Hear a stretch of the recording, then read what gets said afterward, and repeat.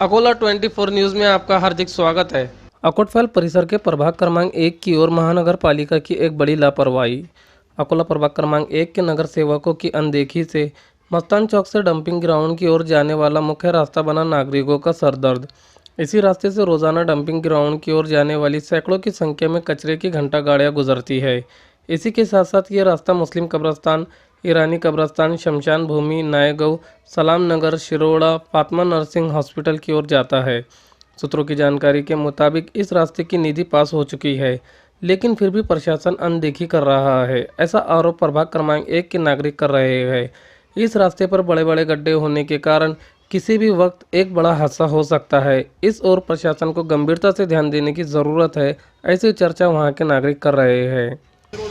कचरे की गाड़ी रोज़ाना सुबह से शाम तक 200 गाड़ी जाती है। नमाज के लोग जाते, छींटे आंख पर आते उनके। अकोले के सब रोड अच्छे हैं, ये रोड खराब क्यों, इसकी वजह क्या है?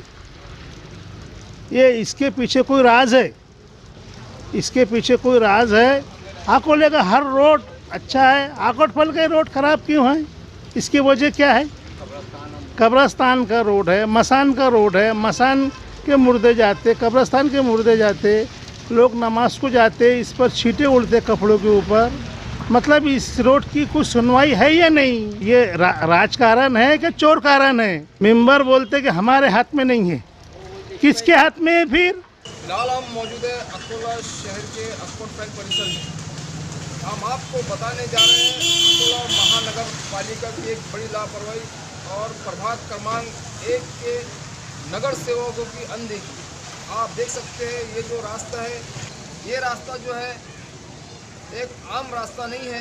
इस रास्ते से हर व्यक्ति को जीते जी नहीं तो मरने के बाद इस रास्ते से गुजरना है, क्योंकि ये रास्ता जो है ये शमशान घाट की तरफ जाता है, मुस्लिम कब्रस्तान की तरफ जाता है और ईरानी कब्रस्तान की तरफ जाता है।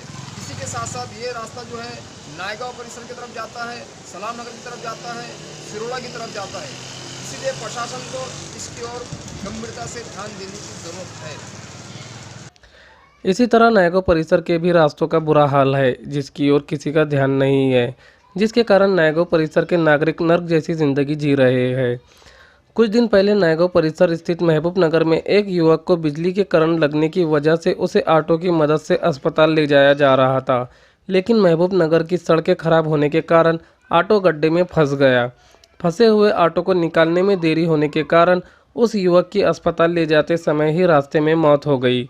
इस घटना की वजह से नायगो परिसर के नागरिक अकोला प्रशासन से काफ़ी नाराज़ है और इस घटना को देखते हुए नायगो के नागरिकों की समस्याओं को हल किया जाए और बारिश के पानी को देखते हुए सड़कों का निर्माण किया जाए, ऐसी मांग नायगो परिसर के नाजिम खान ने प्रशासन से की है। कैमरामैन सईद खान के साथ जमीर जेके की खास रिपोर्ट। अकोला महानगर पालिका प्रशासन आयुक्त साहब को हमने 3 बार निवेदन दिया है। निवेदन में माहिती दी है कि नायगांव की रोडों की खस्ता हालत हो चुकी है, इस पे आप ध्यान दीजिए। यहाँ के स्थानिक नगर सेवकों को भी बार बार इसके बारे में जानकारी दी है, लेकिन स्थानिक नगर सेवक और मनपा प्रशासन इसके तरफ ध्यान नहीं दे रहा है, जिसके चलते हुए नायगांव के महबूब नगर एरिया से एक 19 साल का युवक जिसको शॉट लगा था, उसको दवाखाने में ले जाते जिस ऑटो रिक्शा में हम लोगों ने डाला था, वो ऑटो रिक्शा रोड में फंस चुका और रोड में फंसने के कारण उसको आधा घंटा लेट हो गया। वो रास्ते में ही उस लड़के ने दम तोड़ दिया। इसका जिम्मेदार मुझे लगता है कि अकोला प्रशासन है और इसकी जिम्मेदारी अकोला प्रशासन ने लेना चाहिए।